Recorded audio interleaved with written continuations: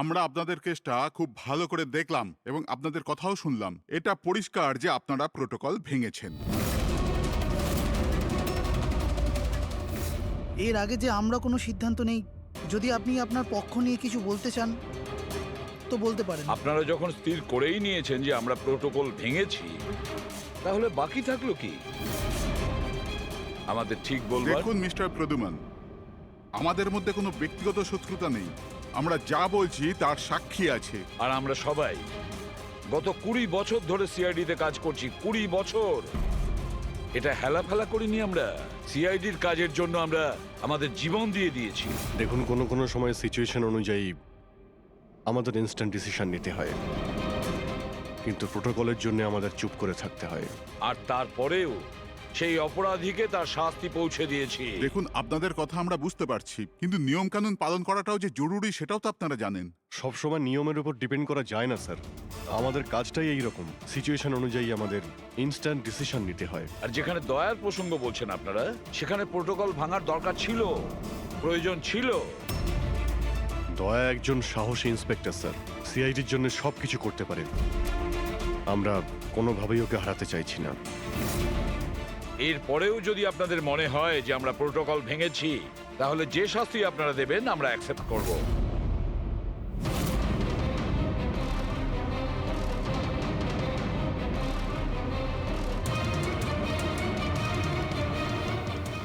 দেখুন, আমরা আপনাদের কথা মেনে নিচ্ছি, কিন্তু নিয়ম তো আপনারা ভেঙেছেন। আর নিয়ম তো ফলো করার জন্যই হয়, আপনারা তো আর আইনের থেকে ঊর্ধ্বে নয়। এই জন্য আমরা এই সিদ্ধান্ত নিয়েছি যে আপনাদের টিমটাকে ভাঙা হবে না, আপনারা কন্টিনিউ করতে পারেন। Thank you very much. কিন্তু আজ থেকে আপনাদেরকে মনিটর করা হবে। আপনাদের সমস্ত কেস একজন সুপারভাইজিং অফিসার মনিটর করবে, যাকে আমরা নিয়োগ করেছি।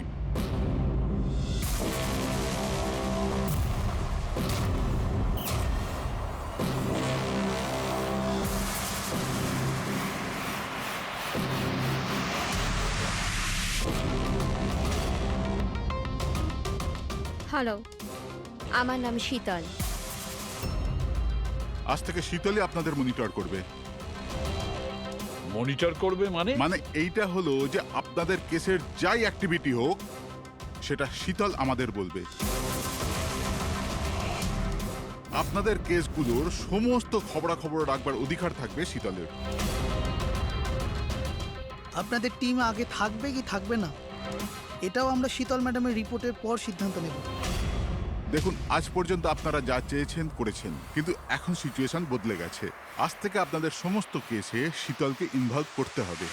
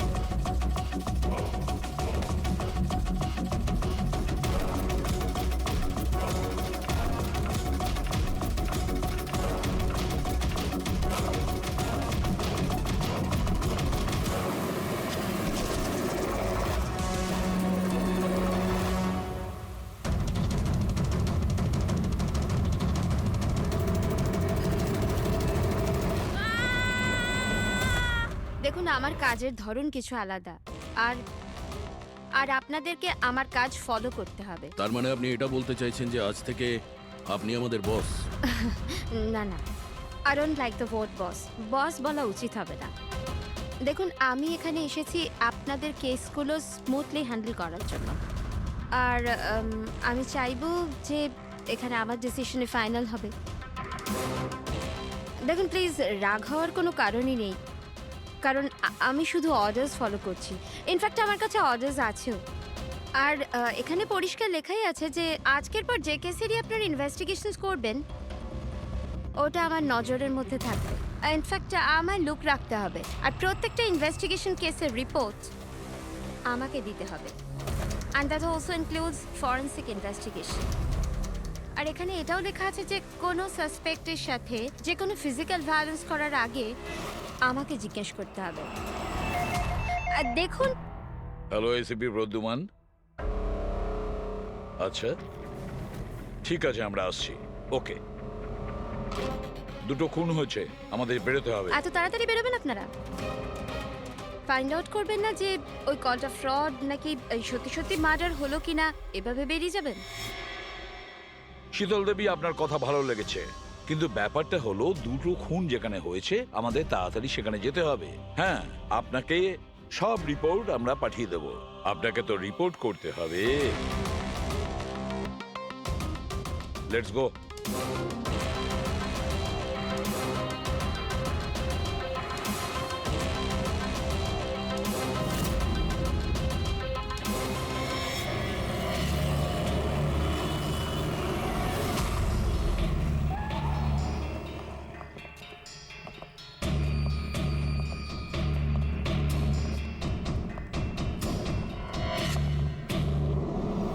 কোথায় খুন হয়েছে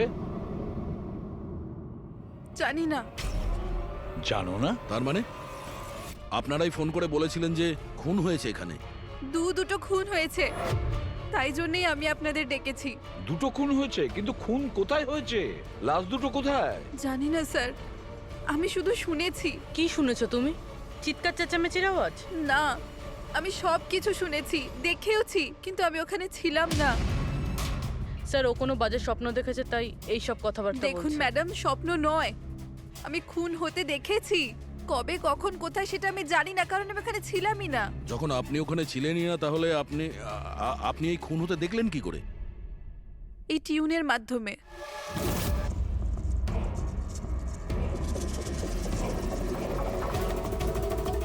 এই বিটটায় অনেক বৃষ্টি হচ্ছে, আশেপাশে গাছ আছে আর একটা ভাঙা বোটও আছে। এই এই ড্রামটায় কেউ এই লোকটাকে টেনে নিয়ে যাচ্ছে, আর এই বিটটাতে ওই ওই লোকটা ওকে পাথর দিয়ে মাথায় মারছে। আচ্ছা, তুমি ওদেরকে খুন হতে দেখেছো মিউজিকের পার্ট শুনে? এটা হয়নি তো যে এগুলো তোমার শুনে কিছু ভেবেছো, আন্দাজ করেছো? স্যার, আমি গেস করিনি। এই মিউজিকে আমি দেখতে পাচ্ছি। কিন্তু মিউজিকে খুন হতে দেখা কিভাবে সম্ভব? ম্যাম, অনন্যার শরীর খারাপ তাই এরকম কথা বলছে। আপনি কে? স্যার, আমার নাম লতা, আমি এখানকার মেট্রন। আমি ওকে ছোটবেলা থেকে চিনি, যখন থেকে ও অরফেনেজে এসেছে। কি অসুখ হয়েছে অনন্যার? স্যার, ওর সিনেস্থেসিয়া আছে। সেনেথেসিয়া? ম্যাম, একটা কন্ডিশন আছে, নর্মাল কন্ডিশনের মানুষরা মিউজিক শুনতে পায়, কিন্তু এই কন্ডিশনে মানুষ মিউজিক শুনতে শুনতে ভিজুয়ালও দেখতে পায়, আর মিউজিক শুনতে শুনতে ভিডিওর মতো দেখতে পায়। আপনি তার মানে বলতে চাইছেন যে অনন্যা সাউন্ড দেখতে পায়? Yes sir. কি করে? আপনি চোখ বন্ধ করুন আর ইমাজিন করুন ড্রাম বিট শুনতে পাচ্ছেন। নিন, কল্পনা করছি। আপনি কি দেখতে পাচ্ছেন? ড্রাম বিটের আওয়াজ শুনতে পাচ্ছি, কিন্তু আমি কিছু দেখতে পাচ্ছি না।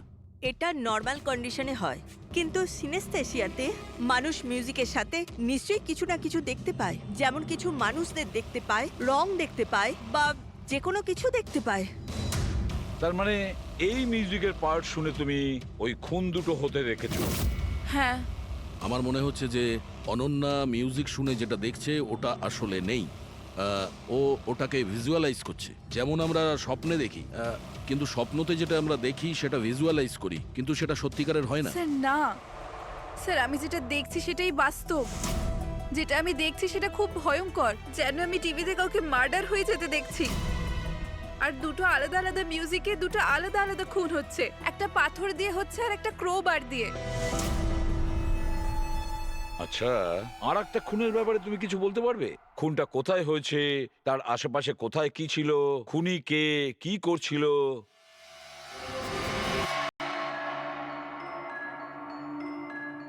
আশেপাশে পাহাড় আছে,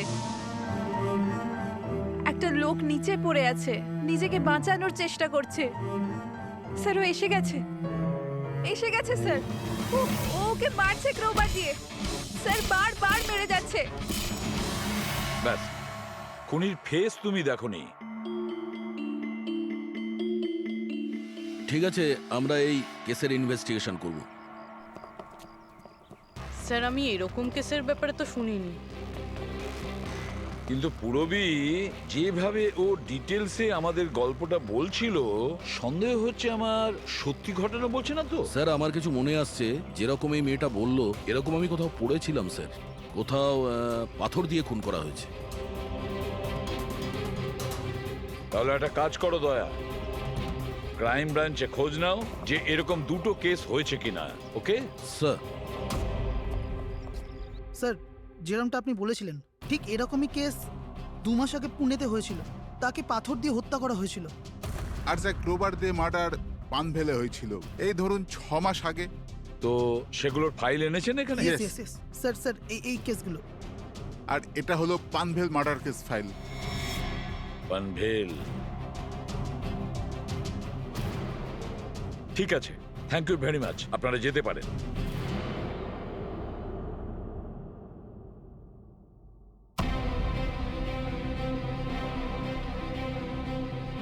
আমি খুন হতে দেখেছি। আশেপাশে গাছ আছে আর একটা ভাঙা বোটও আছে। যেটা ভিজুয়ালে দেখেছিল সেটা একদম হুবহু ওই রকম স্যার। তার মানে ও যা বলছে তার সঙ্গে মিলে যাচ্ছে। অদ্ভুত ব্যাপার স্যার, এই দুটো ঘটনার কথা আজ মিউজিক শুনে অনন্যা ভিজুয়ালাইজ করেছেন, কিন্তু এই দুর্ঘটনা দুটো একটা 6 মাস আগে আর আরেকটা তো 2 মাস আগে হয়েছে। এটি কিভাবে সম্ভব?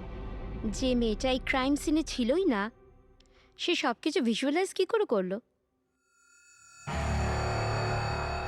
আমি মানি না। আর বাই দ্য ওয়ে, এই সিনিস্থেসিয়া কি? আসলে এটা বোঝানো খুব কঠিন, কিন্তু আমি চেষ্টা করছি বোঝানোর। দেখুন, ব্যাপারটা হচ্ছে যখন আপনি কোনো বিশেষ জিনিসের ঘ্রাণ নেন, তখন তার সঙ্গে জড়িত সমস্ত স্মৃতি আপনার মনে আসে। এটা ধরুন কোনো বিশেষ ব্যক্তি বা কোনো বিশেষ জায়গা, সবকিছু।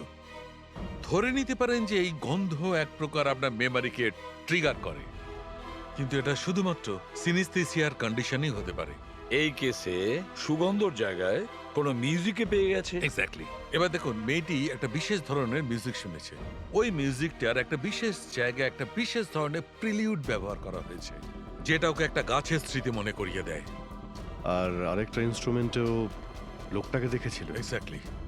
বাস আমার মনে হয় খুনি এই খুনের ঘটনাটাকে কোনো বিশেষ পদ্ধতিতে মিউজিকে কনভার্ট করেছে।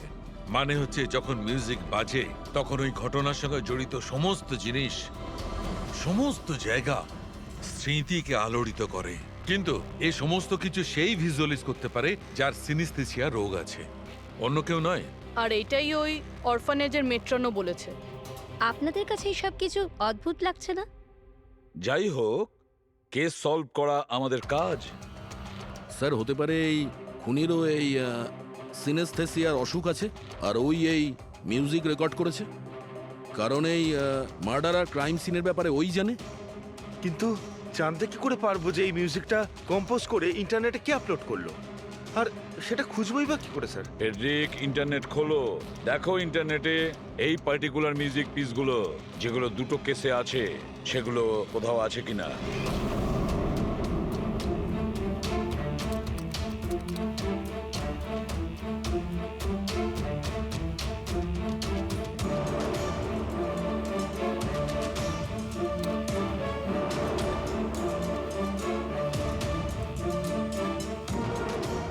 স্যার স্যার পেয়ে গেছি স্যার, দুটো টিউনই একই গানের। একটা ইন্ডিয়ান টিম বানিয়েছে। ডেকে নাও ওই ব্যান্ডের লোকেদের। Okay sir. ওকে, আপনারা আপনাদের ইনভেস্টিগেশন করতে থাকুন, আমি একটা অন্য কাজ সেরে আসছি।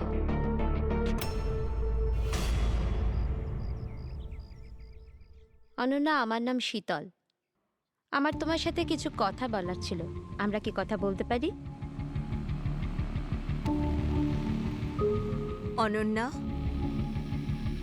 দেখো অনন্যা, আই প্রমিস বেশি সময় নেব না, ব্যাস 5 মিনিট।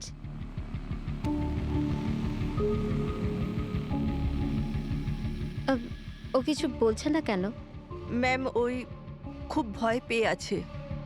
ওই ঘটনাটা ওর মাথায় খুব প্রভাব ফেলেছে। ও নর্মাল হতে কিছুটা সময় লাগবে। ওকে। আমার অনন্যার ব্যাপারে এখানে লোকের সাথে কিছু কথা বলতে হবে। পসিবল? হ্যাঁ প্লিজ। মিউজিক টিউন থেকে খুন? এটা কিভাবে সম্ভব স্যার? পসিবল আছে। সিনেস্থেসিয়ার একজন পেশেন্ট তোমার এই মিউজিক পিস শুনে একটা খুনের ব্যাপারে ভিজুয়ালাইজ করেছে, বুঝেছো? তোমার ওই মিউজিক পিসে কোনো খুনের রহস্য লুকিয়ে আছে। আর আমাদের মনে হচ্ছে খুনি সেই যে এই টিউন বানিয়েছে। আমরা খুন করিনি। আর আর সত্যিটাই হলো যে এই টিউন আমরা কম্পোজই করিনি। এই টিউন আমরা ফ্রি সাইট থেকে ডাউনলোড করেছিলাম। কোন সাইট থেকে ডাউনলোড করেছিলে দেখাও। দেখুন স্যার, এই দেখুন স্যার। স্যার এই টিউনটা আমাদের পছন্দ হয় তাই ডাউনলোড করে আমরা গানে দিয়ে দিই। কে আপলোড করেছিল এই টিউনটা? স্যার এটা অজ্ঞাত, অ্যানোনিমাস। অজ্ঞাত? আমাদের সেই অজ্ঞাতকে খুঁজতে হবে। ম্যাম ও আমাদের স্টাফ। ও হলো পূজা, ও হলো রমেশ, ও আরতি। এমনিতে ও এনজিওতে কাজ করে কিন্তু আমাদের এখানে প্রায় আসা যাওয়া করে। আপনাদের কিছু বলার ছিল অ্যাকচুয়ালি অনন্যার ব্যাপারে। আপনারা কি অনন্যার ব্যাপারে কিছু বলতে পারেন আমায়? যেমন ও কোথা থেকে এসেছিল, কবে এসেছিল, আর ওভারঅল অরফানেজে অনন্যার ব্যবহার কেমন? অনন্যা খুবই অদ্ভুত মেয়ে, সব সময় যেন ডিস্টার্ব থাকে। ও এখানে কবে এসেছিল? ছোটবেলা থেকেই, কিন্তু ওকে ভিন্ন ভিন্ন দুবার লোকে অ্যাডপ্ট করেছিল, কিন্তু জানি না কেন কিছুদিন রাখার পর আবার এখানে এসে ফিরিয়ে দেয়। কেন? এর কারণ? নিশ্চয়ই ওর খারাপ ব্যবহারের জন্য, ওর মাঝে মাঝে ঝগড়া করার জন্য, মাঝে মাঝে ভায়োলেন্ট হয়ে যেত। ব্যাস এই অভ্যেসটা ওর ছোটবেলা থেকেই ছিল। কি ভুলভাল বলছো তুমি? অনন্যা এমন নয়, এসব ভুল বলছে। ম্যাম সত্যি আমি এখানে প্রায় আসা যাওয়া করি কিন্তু কখনো অনন্যাকে এমন আচরণ করতে দেখিনি। ও সবই ভুল বলছে। তো তাহলে সত্যিটা কি? সত্যিটা এটাই, অনন্যা ছোট থেকে খুব কষ্টে বড় হয়েছে। হ্যাঁ, এর জন্য কখনো কখনো ও অদ্ভুত ব্যবহার করে থাকে। অদ্ভুত ব্যবহার নয় ম্যাডাম, এটা ভেবে নিন অনন্যাকে যদি কেউ ক্রস করেছে তাহলে ওর সাথে দুর্ঘটনা হবেই হবে। এই তো আগের মাসে অরফানেজের বাচ্চাদের সাথে কি হয়েছিল মনে নেই নাকি? কেন ভুলভাল বলছো? কি হয়েছিল বলো। ম্যাম আগের মাসে একটা বাচ্চার ফুড পয়জন হয়ে গেছিল, আর ওই দিনই ওর ঝগড়া অনন্যার সাথে হয়েছিল। আচ্ছা, তার মানে তুমি বলছো যে এটা অনন্যা করেছে? হ্যাঁ। ভেবে চিন্তে কথা বলো রমেশ, খুবই বাজে কথা বলছো অনন্যার নামে। মেট্রন, অনন্যাকে অরফানেজ থেকে দুটো ফ্যামিলি অ্যাডপ্ট করেছিল, কিন্তু তারা ফেরত পেয়ে যায়। এর পিছনে কোনো কারণ তো থাকবেই। হয়তো অনন্যারই কোনো দোষ ছিল, খামতি ছিল। আমি মানতে পারলাম না। এনিওয়ে, অনন্যার ব্যাপারে কি কোনো ফাইল আছে যেখানে ওসব ডিটেলস আছে? সেটা কি আমি দেখতে পারি? হ্যাঁ নিশ্চয়ই।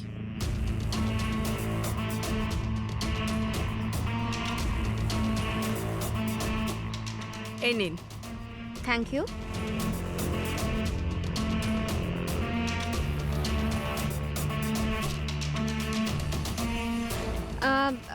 থ্যাংক ইউ মেট্রন, কিন্তু আমাকে এখনই বেরোতে হবে। আচ্ছা, আমি এই ফাইলটা কদিন বাদে ফেরত দিলে কি চলবে? হ্যাঁ।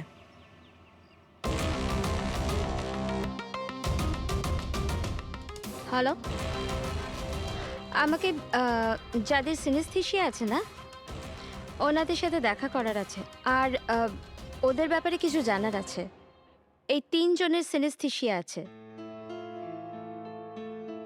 1 মিনিট, আপনাদের কিছু দেখাতে চাই আমি।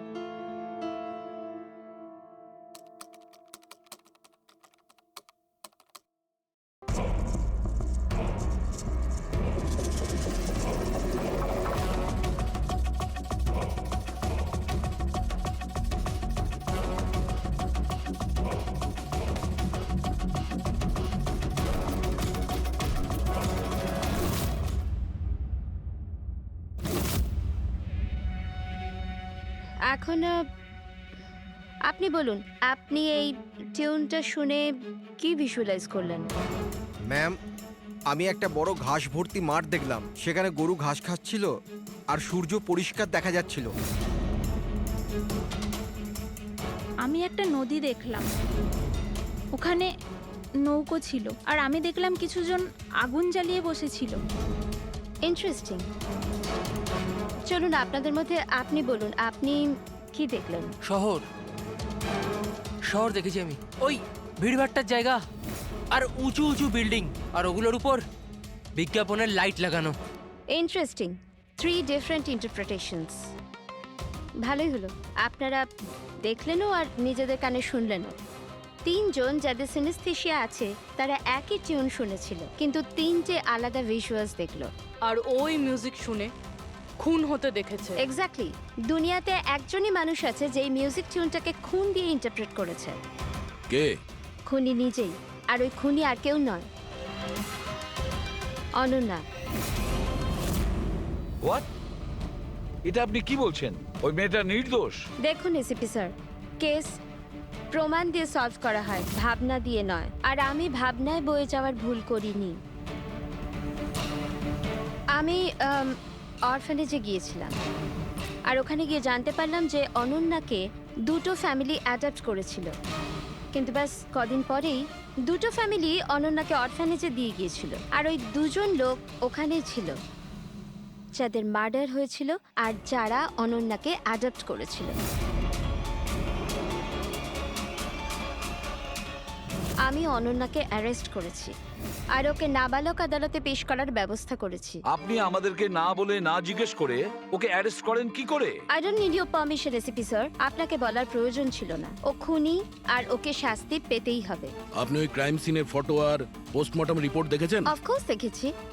তো হয়তো ভালো করে আপনি দেখেননি, না হলে ওকে আপনি অ্যারেস্ট করতেন না। খুনি অনেক শক্তি প্রয়োগ করেছিল খুন করার জন্য। একটা 15 বছরের মেয়ে 2জনকে এত নৃশংসভাবে খুন করতে পারে না। আপনারা ওই মেয়েটাকে বাঁচানোর চেষ্টা করছেন। দেখুন, মেয়েটি নির্দোষ আর আমরা কোনো নির্দোষের শাস্তি চাই না। অনন্যা খুনি, এর শাস্তি ওকে পেতে হবে, তাই ওকে অ্যারেস্ট অর্ডার দিয়েছি। আর এটা আমার ডিসিশন, আর এটাই ফাইনাল ডিসিশন। আপনারা শুধু সময় নষ্ট করছিলেন। আর হ্যাঁ, এই মিডিয়াকে এই কেসটার ব্যাপারে জানাতে হবে। আপনারা প্লিজ মিডিয়াকে জানিয়ে দেবেন যে কেসটা সলভ হয়ে গেছে। আপনি যদি কেস সলভ করেন আপনিই বলে দিন, আমাদেরকে কেন বলছেন? ফাইন, নো প্রবলেম, আমি বলে দেব। কিন্তু এটা আপনারা আমার ওয়ার্নিং ভেবে নিতে পারেন, নয়তো আশা করছি এরপর থেকে আমার সমস্ত কথা আপনারা শুনবেন।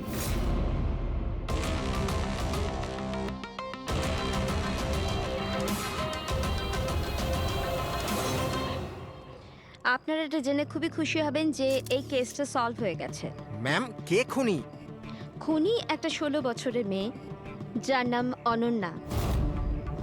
বেশ কিছুদিন ধরেও আমাদের সবাইকে বোকা বানিয়ে দিব্যি ঘুরছিল, কিন্তু আমি ওকে অ্যারেস্ট করে নিয়েছি। ম্যাম, এই কেসটা অনেক পুরনো না? হ্যাঁ, এই কেস বেশ পুরনো ছিল। ইনফ্যাক্ট বেশ কিছুদিন ধরে ওটা ক্রাইম ব্রাঞ্চের খরচের খাতায় পড়েছিল, কিন্তু সিআইডি যখনই টেক ওভার করলো 24 ঘন্টায় কেস সলভ। তো ম্যাম, আপনিও সিআইডির একজন? আগে হ্যাঁ, আমি আজই সিআইডি টিম জয়েন করেছি অ্যাজ দ্য সুপারভাইজার। আর জয়েন করতেই একদিনে কেস সলভ হয়ে গেল। যদি এই কেস অনেক সময় থেকে ঠান্ডা হয়েছিল, সিআইডি তাহলে কেন টেক ওভার করেনি এটাকে? কারণ এই টিমে আগে আমি ছিলাম না, এই জন্যে। কিন্তু ম্যাম, অন্য অনেকে তো ছিল টিমে। হ্যাঁ, এনারা প্রায় 20 বছর ধরে আছেন আর মামলা তদন্ত করতেই থাকেন, কিন্তু আসলে ওনারা কখনো কখনো ভাবুক হয়ে যান। আর কোনো কেসে ভাবুক হওয়া মানে ইনভেস্টিগেশন থেমে যায়। ইনভেস্টিগেশনের জন্য কেবল লজিকের দরকার, যেটা আমি করেছি, আর কেস সলভ হয়ে গেছে। 1 মিনিট, আমি আপনাদের ভুল ধারণা শুধরে দিচ্ছি। আসলে এই কেসটা এখনো পুরো সলভ হয়নি। হয়নি? এই তো একটু আগে বললো যে কেস সলভ হয়ে গেছে। স্যার, এই কেসে আর কি বেঁচে আছে? খুনি তো ধরা পড়ে গেছে। একদমই না, খুনিকে আমরা এখনো ধরতে পারিনি। কিন্তু ম্যাডাম তো বলছেন যে খুনি ওই মেয়েটাই। এরকম ম্যাডামের মনে হচ্ছে। আমাদের ইনভেস্টিগেশনের হিসেবে হয়তো ওই মেয়েটা নির্দোষ। স্যার, তাহলে আসল খুনি কে? ইনভেস্টিগেশন চলছে, খুব তাড়াতাড়ি আপনাদের সামনে সত্যিটা চলে আসবে। I'm sorry, no more questions. সময় নেই আর। Thank you so much for coming. Thank you. আপনাদের সাহস কিভাবে হয় এই মিডিয়ার সামনে আমাকে ইনসাল্ট করার? আপনাদের এই ব্যবহারটা আমি দেখে নিলাম, and trust me, there will be consequences. খুব দ্রুত আমাদের খুনিকে ধরতে হবে, না হলে শীতল পদে পদে আমাদের বাধা দেওয়ার চেষ্টা করবে। অভিজিৎ, প্রথমে এটা খোঁজ নিয়ে দেখতে হবে যে ও যে সময় খুন হয়েছিল তখন ও কোথায় ছিল। আমাদের একটা টিম পুনে পাঠাতে হবে এই কেসটাকে তদন্ত করার জন্য, আর আরেকটা টিম পাঠাতে হবে পানভেলে। আপনারা এটা জেনে খুবই খুশি হবেন যে এই কেসটা সলভ হয়ে গেছে। খুনি একটা 16 বছরের মেয়ে।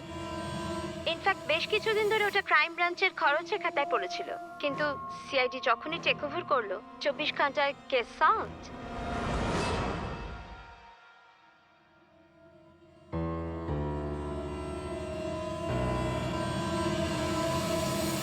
দেখুন 23শে ফেব্রুয়ারি বিকেল 4টে থেকে 7টার সময় অনন্যা কোথায় ছিল? সাধারণত তখন বাচ্চারা বাইরে যায় খেলতে আর 9টার মধ্যে চলে আসে। আচ্ছা, অনন্যা অরফানেজ গিয়েছিল না বাইরে? না স্যার, অনন্যা এখানেই ছিল আর কোথাও যায়নি। এটা আপনি এত জোর গলায় কি করে বলছেন? এর জন্যই বলছি কারণ আমার অনুমতি ছাড়া কোনো বাচ্চা বাইরে যেতে পারে না। কিন্তু কখনো কখনো অনন্যা কয়েক ঘন্টার জন্য অরফানেজ থেকে উধাও হয়ে যেত, এটাও তো বলো ওনাদের। স্যার, ও মিথ্যে বলছে। ও অনন্যাকে হিংসে করে। আমি কেন অনন্যাকে হিংসে করব? তাহলে ওকে বদনাম কেন করছো? আমাদেরকেও বলেছে এখানে কিছু কিছু লোকের পেছনে লাগে। স্যার, আমি শুধু অনন্যার ব্যাপারে আপনাদের খোঁজ খবর দিচ্ছিলাম। তাহলে এটাও বলো না যে আগের বছর অনন্যা তোমার নামে কমপ্লেন করেছিল। এর বিরুদ্ধে কেন? স্যার, ও এখানের বাচ্চাদের মারতো। অনন্যা ওর নামে কমপ্লেন করেছিল, সাসপেন্ডও হয়েছিল। তখন থেকে অনন্যাকে ঘৃণা করে। স্যার, ও এখানের বাচ্চাদের মারতো। অনন্যা ওর নামে কমপ্লেন করেছিল, সাসপেন্ডও হয়েছিল। তখন থেকে অনন্যাকে ঘৃণা করে। একটা কথা বলো, অনন্যাকে ওই মিউজিক পিস শুনতে কে বলেছিল? স্যার, ইনি। হ্যাঁ স্যার, অনন্যা মিউজিক পছন্দ করত। অনেকবার ওকে নানা ধরনের গান শুনতে দেখেছি। এর জন্য ওকে আমি মিউজিক শুনতে দিতাম। বুঝতে পারিনি এতে প্রবলেম হয়ে যাবে। আচ্ছা, আপনাদের মধ্যে কি কেউ মিউজিক ইনস্ট্রুমেন্টস বাজাতে জানেন? স্যার, আমি পিয়ানো বাজাতাম। স্যার, আমিও পিয়ানো বাজাই। আচ্ছা, একটা কথা বলুন, যেদিন পুনেতে খুন হয়েছিল সেদিন আপনারা কোথায় ছিলেন? আমরা সব বাচ্চাদের নিয়ে পুনা গিয়েছিলাম। সেদিন আপনারা সবাই পুনাতে ছিলেন? কি ছিল ওখানে? ওখানে একটা ইভেন্ট ছিল তাই। স্যার, হ্যাঁ, এরা প্রত্যেকে সাধু সাজার নাটক করছে। একটা কাজ করি আমরা, এদের প্রত্যেকের কম্পিউটার চেক করো, দেখো কে এই মিউজিক পিস বানিয়েছে আর আপলোড করেছিল। কারণ যে এই মিউজিক পিস বানিয়ে আপলোড করেছে না, সেই খুনি হতে পারে।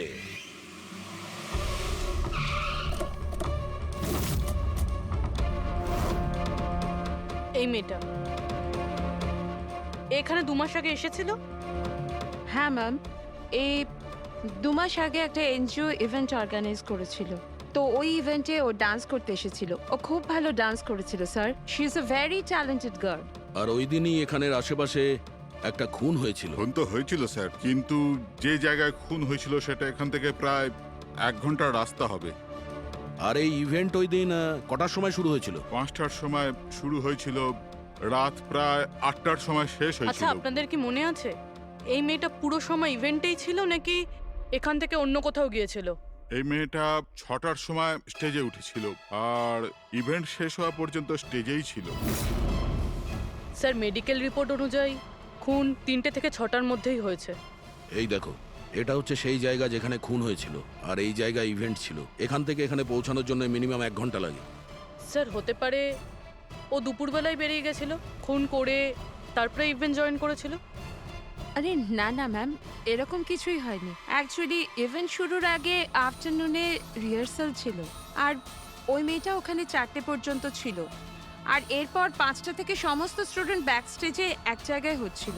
4টের সময় রিহার্সালে ছিল, হ্যাঁ। আর 5টার সময় ব্যাক স্টেজ। Yes. আর একটু আগে আপনি বললেন 6টার সময়ও স্টেজে ছিল। যদি এটা হয় তো অনন্যা খুন কি করে করবে?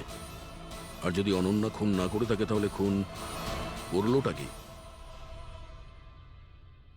সমস্ত রিপোর্ট আর এভিডেন্স তৈরি করার পর আমার মনে হচ্ছে যে অনন্যা নির্দোষ।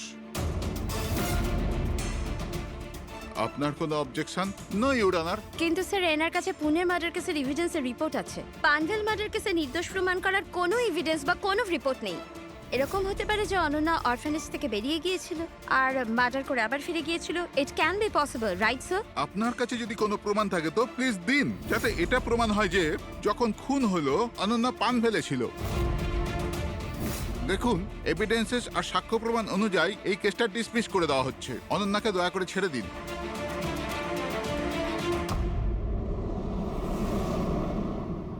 হ্যাঁ শালুকে, কি জানতে পারলে? হ্যাঁ বস, বস ধরে নাও এই কেসটা সলভ হয়ে গেছে।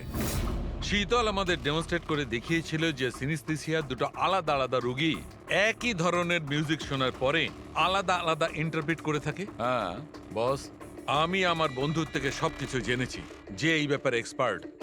ও আমাকে অন্য কথা বললো।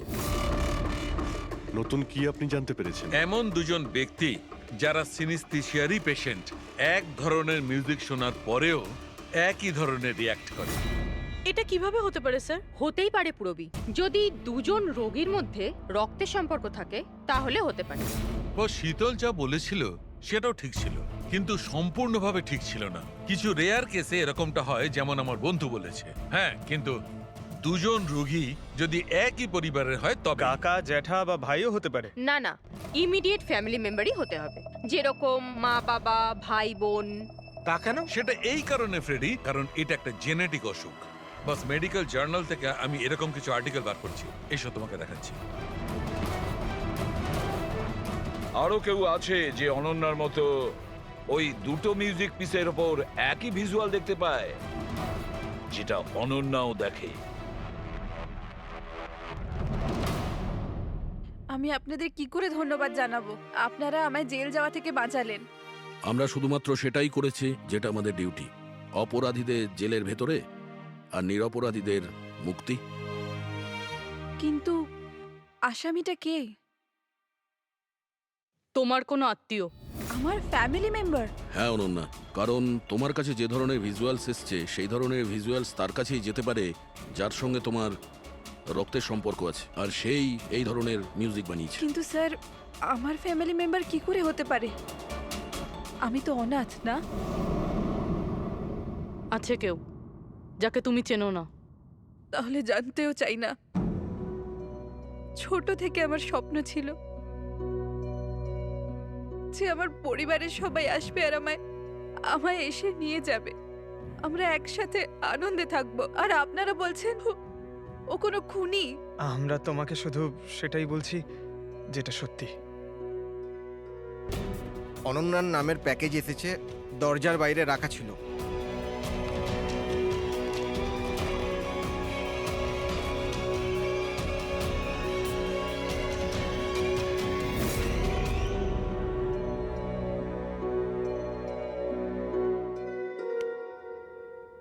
Pen drive?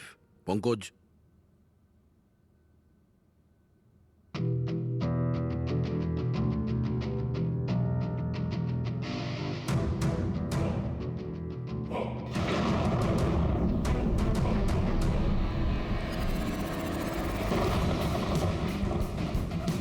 আমি বাড়ি দেখতে পাচ্ছি, খুব বিদ্যুৎ চমকাচ্ছে। কোনো মহিলা বাড়ির মধ্যে দৌড়াদৌড়ি করছে আর একটা দোলনাও আছে বাইরে। কেউ ওই মহিলার পিছনে ক্রোবার নিয়ে দৌড়চ্ছে।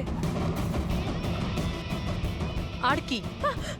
ও ওই মহিলাকে ক্রোবার দিয়ে মারছে। কাকে মারতে দেখলে? জানি না স্যার, এটা তো একটা চিঠিও আছে। আনিয়া, এটা তোমার ভবিষ্যৎ। তুমি যা দেখেছো তোমার সাথে তাই হবে, এটাকে কেউ আটকাতে পারবে না। এই মিউজিকের সাথে অনন্যা যেটা দেখেছে, কেউ ওই মহিলাকে মারতে চলেছে। আর একটা বাড়ি আছে, বাড়ির সামনে বিদ্যুৎ চমকাচ্ছে আর আর দোলনা আছে। আর স্যার, খুনি খুন ক্রোবার দিয়ে করে। এতদিন আমরা ভাবতাম খুনি আগে খুন করে তারপরে মিউজিক বানায়, কিন্তু এখানে তো উল্টো।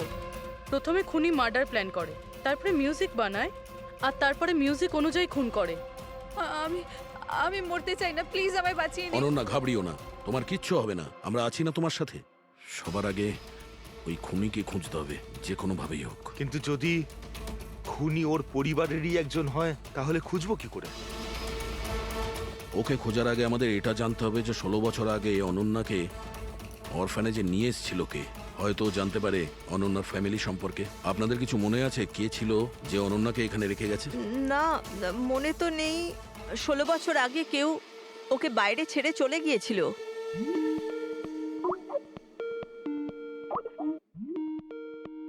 শীতল ম্যাডামের ফোন, ভিডিও কল করছে। হ্যালো, আমি বাস এটাই বলার জন্য ফোন করলাম যে ওই মেয়েটাই খুনি। সময় নষ্ট করবেন না আপনারা, প্লিজ ওকে গ্রেপ্তার করুন। শীতল ম্যাডাম, কোর্ট তার সিদ্ধান্ত জানিয়ে দিয়েছে। আর কোর্টের কি সিদ্ধান্ত সেটা আপনিও শুনেছেন। এই কোর্টের চক্করে আপনারা সময় নষ্ট করছেন। প্লিজ আপনারা ভুল, আর আপনাদের এটা মেনে নিতেই হবে। স্যার, স্যার এটা সেই বাড়ি। ওই বাড়ি? কোন বাড়ি? আমি এই মাত্র যেটা দেখলাম, ওই যেখানে খুন হতে চলেছে, ওই ওই গাছ, দোলনা, এটাই ছিল স্যার। কোন জায়গার কথা বলছে মেয়েটা? শীতল ম্যাডাম, এখন আপনি কোথায় আছেন? আমি এখন আমার বাড়ির বাইরে। আর কোথায় থাকবো? আপনার প্রাণের সংশয় আছে। কি বলছেন আপনি অফিসার? আমার প্রাণ বিপদে, আমাকে কে মারবে? দেখুন শীতল ম্যাডাম, উনি আপনাকে মারার জন্য মিউজিক কম্পোজ করেছে, যেটাও আমাদের পাঠিয়েছে। আর ওই মিউজিকের হিসাবে আপনার ঘরের কি লোকেশন। বাচ্চাদের মতো কথা বলছেন অফিসার? আমাকে ভয় পাওয়ানোর জন্য সব করছেন না, আর আমি ভয় পাচ্ছি না। আর আমাকে সব বলছেন আপনাদের কেসের পথে আমি বাধা দেই। শীতল ম্যাডাম, এই ব্যাপারে আমরা পরেও কথা বলতে পারবো। আমার কথা মন দিয়ে শুনুন। আপনি ইমিডিয়েট বাড়ির ভেতরে যান আর দরজা জানলা সব বন্ধ করুন। আর আমরা যতক্ষণ না ওখানে পৌঁছই, আপনি কারোর কথায় দরজা খুলবেন না। মানে? আমি আপনাকে পরে বোঝাবো। এখন আমি আপনাকে যেটা বললাম সেটা করুন।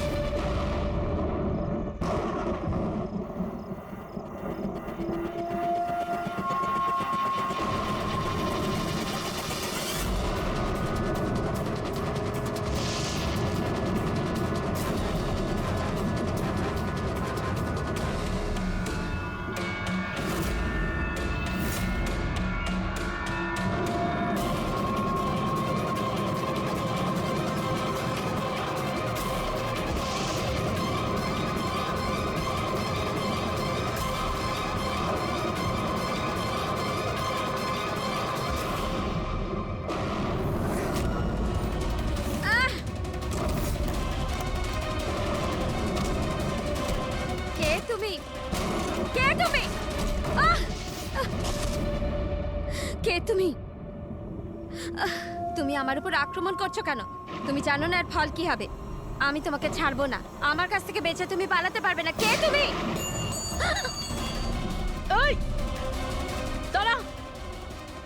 আমাকে ওকে স্যার।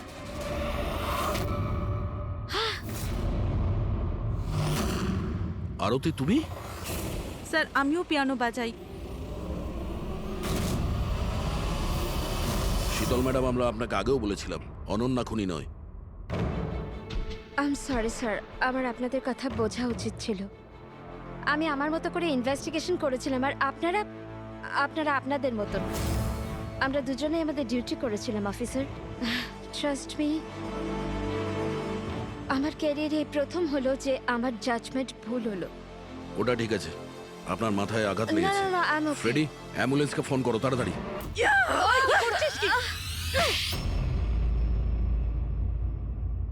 শীতল ম্যাডামের ওপর হামলা করেছো কেন তুমি? আমার মেয়েকে বাঁচানোর জন্য। কোন মেয়েকে বাঁচানোর জন্য? অনন্যাকে। অনন্যা আমার মেয়ে হয়। শীতল তাকে জেলে পাঠাতে চলেছিল, এই জন্য আমি ওকে শিক্ষা দিতে চেয়েছিলাম। আর খুন কেন করেছো? 17 বছর আগে যখন আমি প্রেগনেন্ট ছিলাম,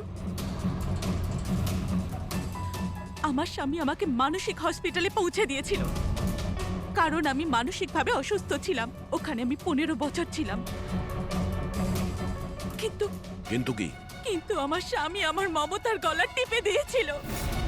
কি করে? অনন্যা ওখানেই জন্মেছিল, কিন্তু ওকে আমার কাছ থেকে ছিনিয়ে নিয়েছিল। 15 বছর পর আমি বাইরে এলাম, তখন আমি জানতে পেরেছিলাম যে আমার স্বামী মারা গেছে, কিন্তু অনন্যা কোথায় আছে আমি জানতাম না।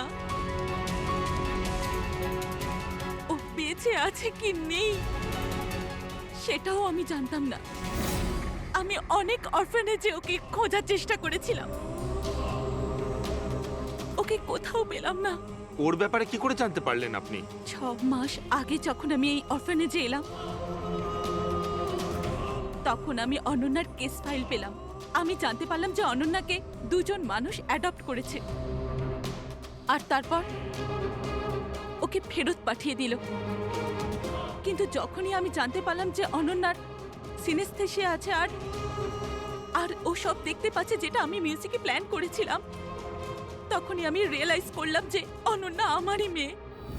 এই জন্য আমি 2 জনকে খুন করে দিলাম। আমি ওই মানুষগুলোকে ঘেন্না করি যারা অনাথ বাচ্চাকে অ্যাডপ্ট করার পরেও তাদের ফিরিয়ে দিয়ে যায়। আমি অনন্যাকে সবকিছু বলে দিতে চেয়েছিলাম, কিন্তু আপনাদের অনুসন্ধানের ফলে আমি থেমে গেলাম, কেননা আমার মনে হলো যে আপনারা অনন্যাকে সন্দেহ করবেন। এই জন্য আমি চিঠি পাঠিয়ে আপনাদের মন অন্যদিকে ফিরিয়ে দেওয়ার চেষ্টা করেছিলাম, কিন্তু আপনারা আমার প্ল্যানকে ভেস্তে দিলেন। যে মেয়েকে পাওয়ার জন্য তুমি 2টো জীবন নিয়েছো, এখন সারা জীবন ওই মেয়ের থেকে দূরে থাকতে হবে তোমায়, জেলের ভেতরে, কাল কোঠরিতে।